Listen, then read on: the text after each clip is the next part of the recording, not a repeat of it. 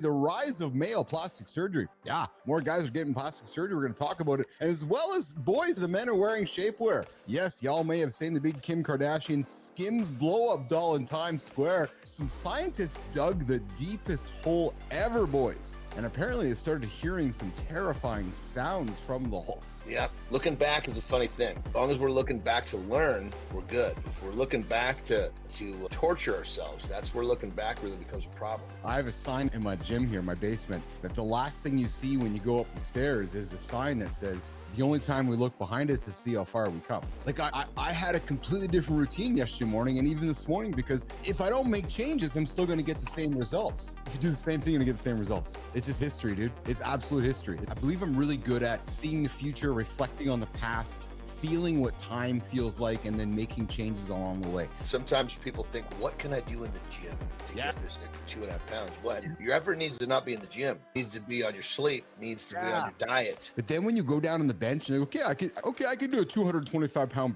bench press, and you're all confident and cocky, and then you lift up this little fucking puny weight and you put it on the bar, you can't do it. Like, I love the 2.5 pounds because it keeps you so honest. People, sugar is killing people. It's causing autoimmune issues. It's causing inflammation, which ultimately leads to clogged arteries. Dude, if you had a can of Coke all year and then you hit the snooze button all year, Keith and Johnny are beating you up, man. You're just behind. You're just way fucking behind. You're 2.5 days behind the other guy and all that sugar you've consumed in your body. But to many folks, I'm just calling it out. That's normal. Think about it. The fucking guy walks into 7-Eleven, give me a lottery ticket, a pack of fucking smokes, and the big boy. Yeah. And then where you going? Where you going, John? Oh, I'm going to the casino. Oh, of course you're going to the casino. Yeah. Growth isn't about adding, boys. It's about subtracting. Cut off the people who drain your focus. Mute accounts that kill your momentum. Drop beliefs that shrink your potential. Every distraction you eliminate, well, tell you what, it's going to clear that space for real growth. Gentlemen, would you wear shapewear? You're thinking, what? It's no longer just for the ladies. In fact, men's shapewear is exploding onto the market. Guys, we're not just talking about appearance. This is about confidence, posture, and daily comfort. It's about feeling and performing at your absolute best every day. Fucking crazy that we're choosing to do this rather than choosing to change how we live. Plastic surgery among men has surged a staggering 173% in the last 15 years, with aesthetic treatments alone, Johnny, for men jumping another 70% since 2021. Listen, but why should you care, men? Because this isn't just about vanity. It's reshaping men's relationships with confidence, identity, and societal expectations of masculinity. What made you a lard ass to begin with is still a part of your life. All you did was buy yourself a 6 or a 9 month period where you're not quite so fucking fat until you put it back on. Men are now leaning into subtle enhancements and preventative treatments more than ever, right? Procedures like jawline, chin contouring are in high demand, giving men that sharply defined look. So why this boom in male cosmetic surgery? It boils down to changing societal norms. Greater acceptance thanks to celebrities open discussing their experiences. I focus on natural remedies or tinctures. I'm more paranoid about side effects of things, but I wouldn't get a sugary just to make my physique look better when I could just hit the gym. It's really as simple that we all have failures. We all have faults. We all have our own struggles. Let's talk about digital security. You lock your doors at night. You wouldn't leave your car running on an empty parking lot. So why are so many people still leaving their digital lives wide open for attack? Why? Just why? One of the craziest holes ever drilled on Earth. Deep in the Arctic Circle in Russia, there's an old abandoned research station. Inside is a rusted metal cap bolted on the ground. They dug it over 40,000 feet down into Earth, 7.5 miles.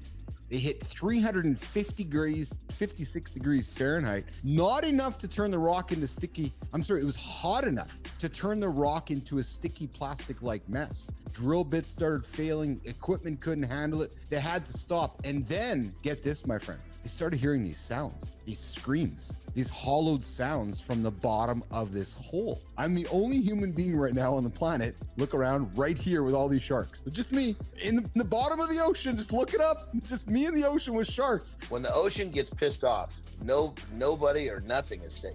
Did you know that gaining just a few extra pounds over time can significantly increase your risk of severe back pain and disability. This isn't, boys, just about aesthetics. Sure, aesthetics are nice, but it's about your daily quality of life. We are what we eat, but the best thing better than this is what we eat becomes us. Literally, if you're drinking rat poison, you're going to get sick. Your spine's the backbone of your mobility and your vitality. If not right now, when? It's real easy to say, I'm going to do it tomorrow. I'm going to do it later. But if you think about it, is there really going to be a better time? Pretty soon, you wake up and all the cool shit you want to do with your life never happened. You got to look yourself in the mirror and realize, son of a bitch, I was going to do it later. I was going to do it tomorrow. So ask yourself a simple yet powerful question. If not now. It's the bid. It's she or I reaching out to you just to find a connection point. We live our whole lives as parents with this purpose of leading by example and living our lives day to day with certain morality and code. And all of a sudden, kids are gone. And what you quickly realize is this. You spent your whole parenthood thinking that you're supervising them, but actually, they've been supervising you.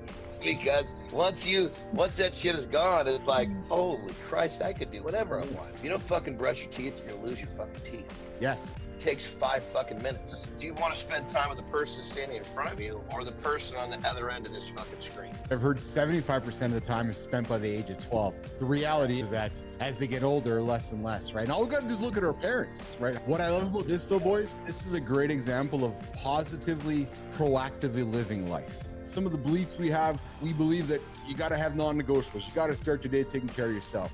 Fucking get up and kick ass. You know, like when everybody else is sleeping, yes, that makes it even more special. When you wake up early in the morning, you're getting a jump start on the day, and pretty rarely are you going to wake up and go fucking lay on the couch and watch a movie. I know that I have to go sit down on my reading chair and read for 10 minutes because now I've switched from self-sabotaging to self-improvement, put my brain in a different spot. When you replace the self-sabotaging behavior with a self-improvement behavior, the odds are you're not going to want to fuck up at. If you really need it and you're hungry, that egg will look good.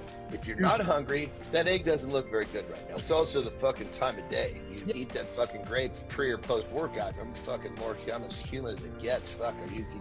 You peel back all the habits and the way I live my life.